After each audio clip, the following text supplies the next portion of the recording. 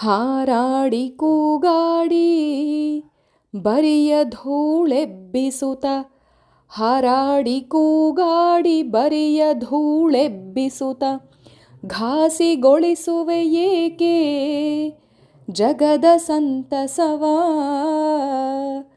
ಜಗವಿತ್ತು ಇದೆ ಇಂದು, ಇರುವುದದು ನಾಳೆ ಸಹ. ಜಗವಿತ್ತು ಇದೆ ಇಂದು, ಇರುವುದದು ನಾಳೆ ಸಹ. ಶಾಶ್ವತವೇ ನೀ ಇಲ್ಲಿ ಮುದ್ದು ರಾಮ, ಶಾಶ್ವತವೇ ನೀ ಇಲ್ಲಿ ಮುದ್ದು ರಾಮ.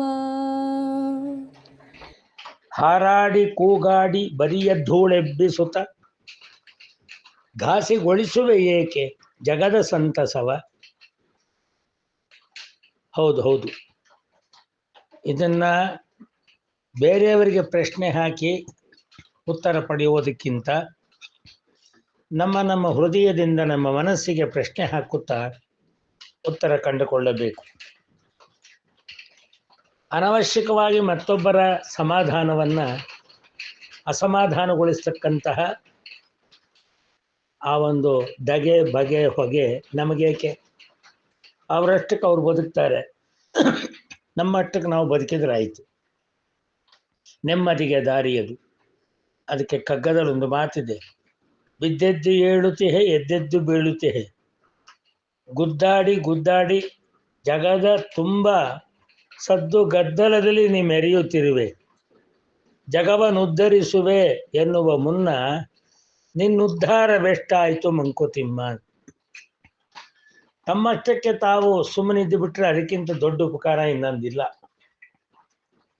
ನಾನು ಅವರನ್ನ ಹೀಗೆ ನೋಡ್ಕೊಳ್ತೀನಿ ಹಾಗೆ ನೋಡ್ಕೊಳ್ತೀನಿ ಅಂತ ಹೇಳಿ ಅನವಶ್ಯಕವಾಗಿ ಅವರ ಸಮಾಧಾನವನ್ನು ಹಾಳು ಮಾಡಿ ನಮ್ಮ ಸಮಾಧಾನವನ್ನು ಹಾಳು ಮಾಡಿಕೊಂಡು ಗೊಣಗುತ್ತ ಹೆಣಗುವ ಬದಲು ಅವರವರ ಜೀವನದಲ್ಲಿ ಅವರವರದನ್ನು ಅರ್ಥೈಸಿಕೊಂಡು ತಮ್ಮ ಕೈಲಿ ಎಷ್ಟು ಸಾಧ್ಯವೋ ಅಷ್ಟು ಸಾಮರ್ಥ್ಯ ಇರುವಷ್ಟು ಹೊತ್ತು ಸಾವಧಾನದಿಂದ ಬದುಕಿದರೆ ಅಲ್ಲಿಗೆ ಜೀವನ ಸಾರ್ಥಕವಾದಂತೆ. ನಾವೇನು ಶಾಶ್ವತವೇ? ಅದರ್ಥ ಮಾಡಿಕೊಳ್ಳಬೇಕು.